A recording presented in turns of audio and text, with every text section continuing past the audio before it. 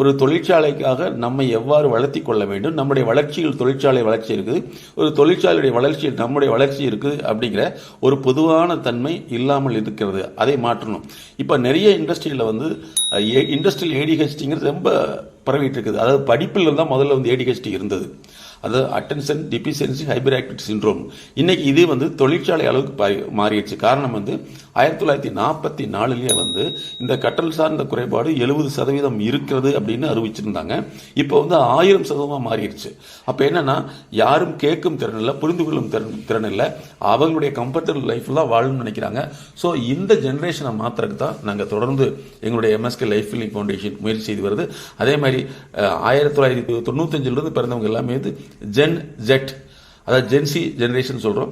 இவங்க தன்னுடைய கம்ஃபர்டபுள் வாழ்க்கை, இன்டர்நெட் வாழ்க்கையை தான் உண்மை நினைச்சிட்டு இருக்காங்க. ஸோ இவர்களை மாற்றி அமைப்பதற்கும் நாங்கள் முயற்சி செய்துகிறோம். நீங்களும் எங்களோடு தொடர்ந்து ஒத்துழைப்பில்